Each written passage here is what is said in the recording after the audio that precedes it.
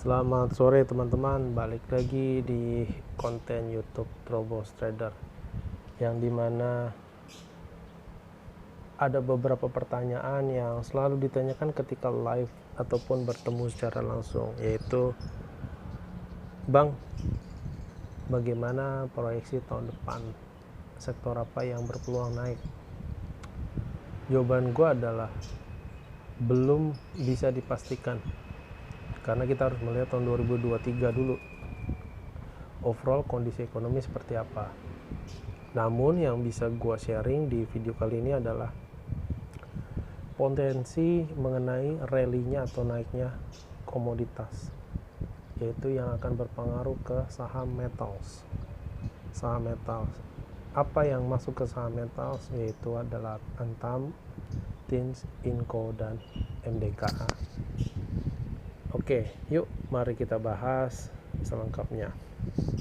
Yang pertama adalah gue melihat ada pergerakan yang dilakukan secara bersama-sama, yang terjadi bersama-sama di komoditas metals. Yang pertama kita lihat di goldnya dulu, harga emas. Nah, harga emas kemarin dia sempat jatuh sampai ke area 1600-an, lalu dia rebound. Apabila kita melihat secara pattern, kemungkinan harga emas dia masih akan rally naik sampai area 1900. Kalau kita mencoba memakai Fibonacci retracement misalnya untuk menentukan kira-kira potensi naiknya, kita hubungkan antara swing high di sini dan swing low di sini. Maka di sini ada area resistan di Fibo 38,2 yang sudah berhasil di breakout, dan candle weekly-nya cukup solid. Bisa dibilang masih akan rally naik sampai ke area 1900. Kita lihat by saham overall indikator masih menunjukkan bahwa gold akan bullish. Lalu berikutnya adalah tin.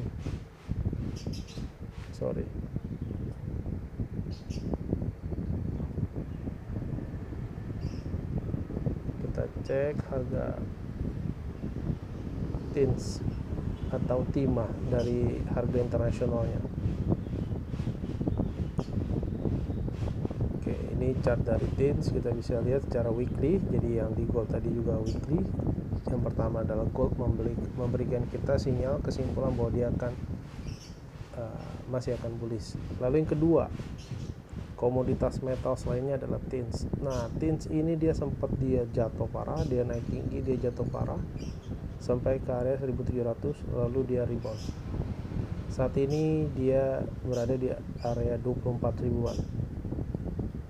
Nah, gue melihat bahwa harga tins ini masih akan cenderungan dia akan naik sampai area 27.000 minimal yang akan tercapai dalam jangka pendek, yang bisa tercapai dalam jangka pendek untuk tinsnya. Jadi tins juga menunjukkan pola bullish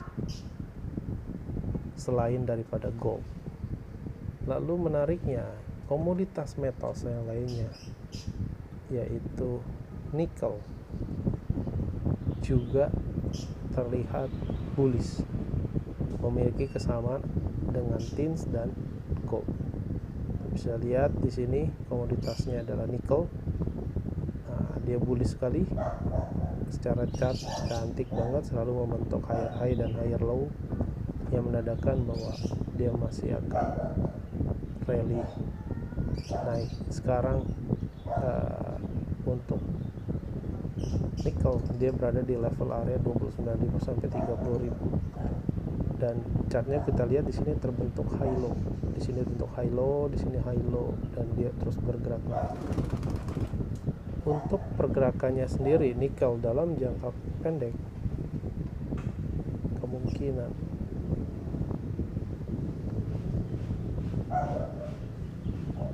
dia masih akan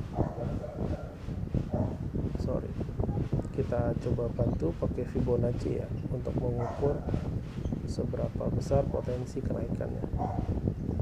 Kita ukur sampai di sini deh. Nah, secara Fibonacci kemungkinan dia masih akan naik sampai resisten yang ada di level 35.000 untuk harga nikel.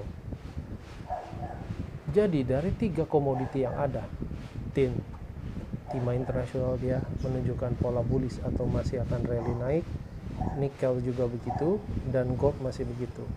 Sedangkan Indonesia mempunyai 4 emiten yang berada di bisnis tersebut. Langsung kita cek. Yang pertama adalah TINS, saham timah.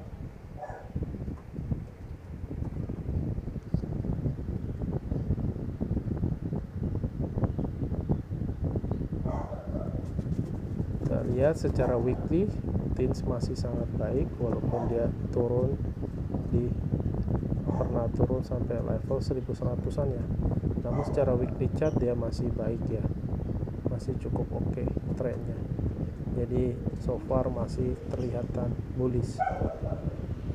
Kalau kita lihat lagi dalam time frame daily, nah di sini menarik, ada yang menarik, yaitu ketika dia turun di area 1100-an, di sini dia menolak buat turun lagi.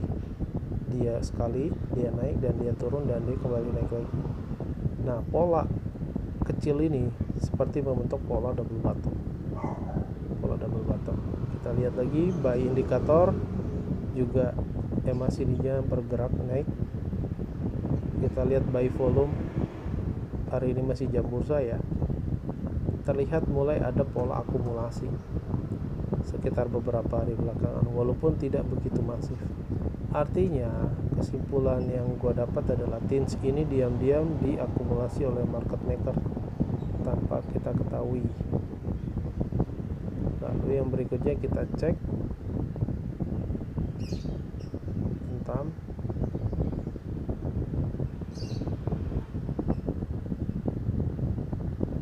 Antam secara trend daily masih cenderung sideways. Namun kalau kita lihat by weekly cenderung juga masih sideways, namun belum bearish. Nah, di sini ada pola yang menarik. Kita lihat dalam beberapa hari sebelumnya. Di sini terbentuk area high low yang dimana dia menolak buat turun lebih dalam lagi. Ketika dia naik gagal break dari level area 2080, lalu dia turun kena support di 3 moving average EMA 20, 50 dan 90. Nah, di sini dia tertahan di sini dan dia membentuk candle hammer. Artinya ini pola rejection dan kemungkinan prediksi gue di sini adalah area high low-nya, yang artinya dia akan justru membuat kenaikan.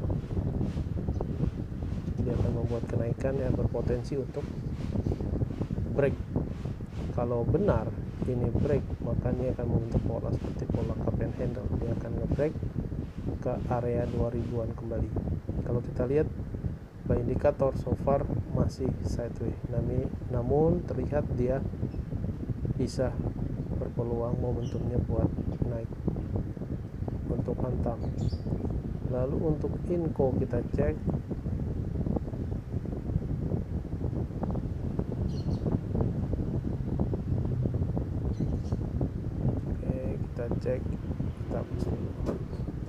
Untuk Inco juga terlihat secara tren dia cukup menarik, artinya dia selalu berada di overall moving average. Ketika saham berada di hampir seluruh moving average, bisa dikatakan bahwa saham itu masih dalam fase yang bullish. Kita lihat dia masih bullish dalam time frame daily. Kita lihat di weekly juga demikian. Kemungkinan Inco secara weekly dan daily kemungkinan dia masih akan mencoba naik, mengetes resisten di area 7.900-an sampai 8.000. Secara momentum masih cukup menarik buat Inco. Kita analisa by volume, belum ada akumulasi yang cukup masif di Inco. Namun tekanan jual mulai sedikit mereda dan harganya ditahan di area support di 7.000. Lalu yang berikutnya adalah MDKA.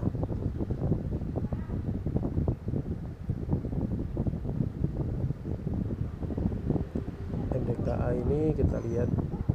Nah, di sini ketika dia naik ke area 4.000-an lalu dia turun sampai ke area 3.800, membuat pantulan, dan hari ini kita lihat dia membentuk high low lagi dan kembali naik mengetes resistance di area 4.100, dan dia hari ini naik kurang lebih dari 2,46%. Artinya jam bursa ini masih berjalan.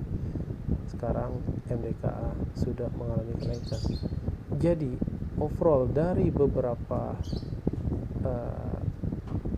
indikator, lalu dari momentum yang ada mengenai komoditas, harga timah, harga emas, lalu ada harga nikel yang terus menunjukkan pola bullish, kemungkinan saham seperti segmen sektor metals ini, Antam, Tins, MDKA, dan Inco, kemungkinan dia akan rally naik kembali pada saat bursa dibuka awal Januari.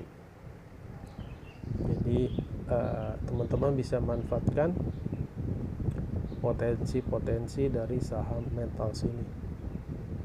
Tapi balik lagi, silakan dianalisa kembali. Disclaimer on, ini versi gue pribadi.